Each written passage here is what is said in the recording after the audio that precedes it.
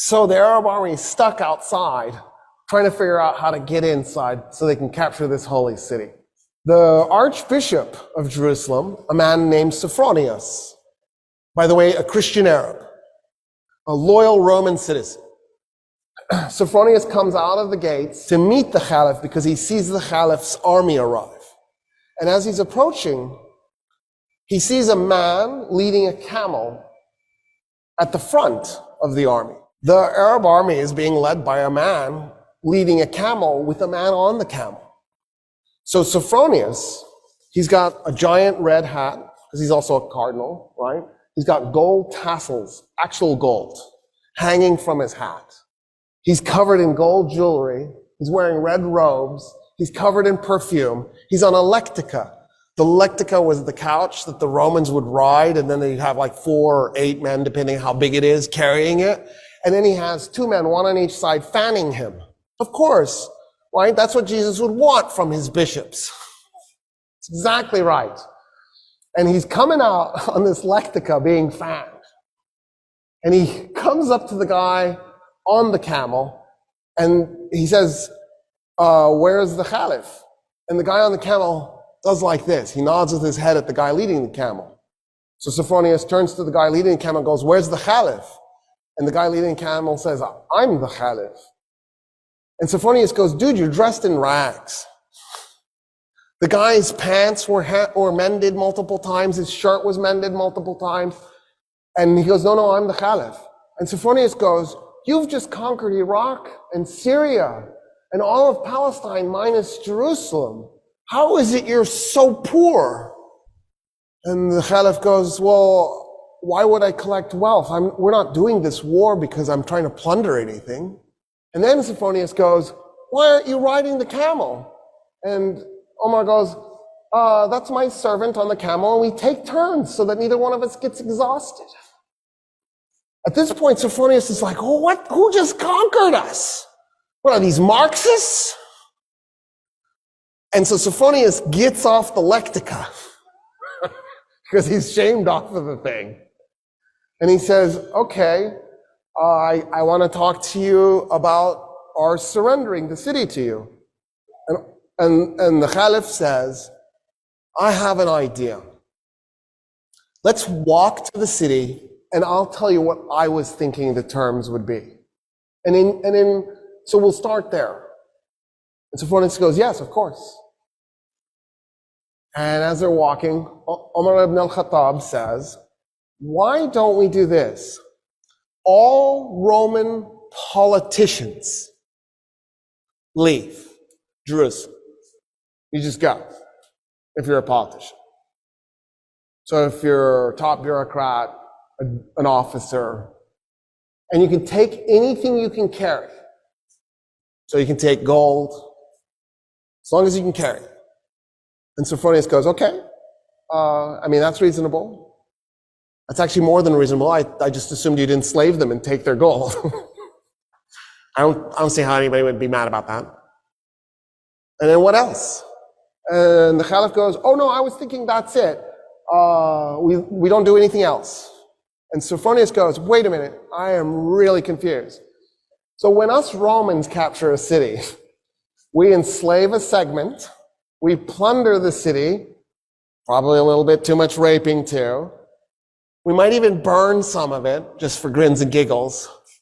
And then we declare it to be ours. What about that?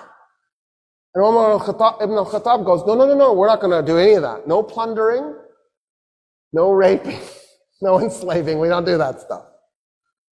And then Sophronius goes, oh, but you're going to seize property in the city. And the Caliph goes, no, we're not going to take anybody's property.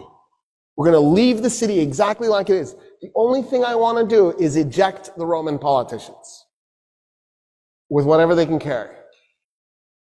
And Sophronius goes, there's nothing to negotiate. Yeah, we surrender the city this instant. I don't understand, actually. They walk into the city, and this is a holy city to them, because Jesus is holy to them, because the Jews were holy to them. And so they see this as a holy city. Sophronius goes, tell me about your religion, as they're walking through the streets. And so Umar ibn al-Khattab starts telling him about Islam. Sophronius goes, it just sounds like a variation of Christianity. I feel like our religions are shockingly similar. And Umar ibn al-Khattab goes, yeah, because they are. I mean, we thought we were doing Judaism 3.0. It never occurred to us that we were going to be received as being so different. And he says, you've given us such amazing surrender terms, and because I feel such kinship with your religion, will you do me an honor? Will you come to my church and pray in your Muslim way next to me as I pray in my Christian way? And Umar ibn al-Khattab goes, never. And Sophronius goes, why? He goes, I'm the Caliph. The first place I pray in Jerusalem is going to become a mosque. The Muslims will take it and they will create a place of worship for Muslims, and you will lose it. And I don't want you to lose your church. And Sophronius goes, okay. What if we find an empty piece of Jerusalem and we just pray there? And Umar ibn al-Khattab goes, yes, I accept. An empty piece. Something that nobody owns. So they go and they find an empty lot and they pray. The Archbishop in his Christian way, the Caliph in his Muslim way, side by side. It is a mosque today, that spot, commemorating the first place that the first Muslim Caliph prayed in Jerusalem. He nailed it. He knew what was coming. And he saved the Church of the Holy Sepulchre for Christians, because that's the church Sophronius wanted him to pray in. At that point, the Caliph says, I want to see the Temple Mount. And Sophronius goes, why? And the Caliph goes, because it's holy. It's holy to everybody. It's holy to Christians, it's holy to Jews, it's holy to Muslims. And Sophronius goes, nah, we haven't been treating it as holy to anybody. And Umar ibn al-Khattab goes, what do you mean? And so Sophronius says, so after we tore down the second temple of Solomon, when we conquered Palestine, we turned the Temple Mount into a garbage dump to punish the Jews. And the Caliph goes, what do you mean? And Sophronius goes, yeah, there's like 500 years of refuse on that thing. It's just a garbage dump. And he goes, show me. They walk up to the Temple Mount, and the Caliph can't believe what he's looking at. He falls on his knees, and he begins clearing the garbage by his hands. His army sees their leader on his knees clearing garbage, and they run up and they start clearing the garbage themselves. And they clear the garbage off the Temple Mount. The Caliph goes, okay, I want to meet some of the Jews living in Jerusalem. And Sophronius goes, there are no Jews in Jerusalem.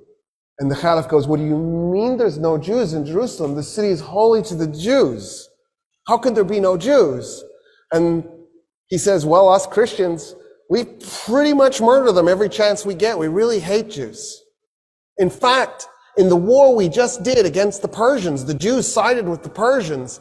And so we murdered 20,000 Jews in Jerusalem and completely purged the city of its remaining Jewish population. And Umar ibn al-Khattab goes, no, this is wrong. You can't do this. And so he turns to a convert to Islam, a Jewish convert to Islam, and he says, I need you to find me 80 Jewish families that were willing to volunteer to move to Jerusalem so we can reestablish a Jewish presence in this city. And that's how the Muslims conquered Jerusalem. And that's the stuff that's left out of your history books.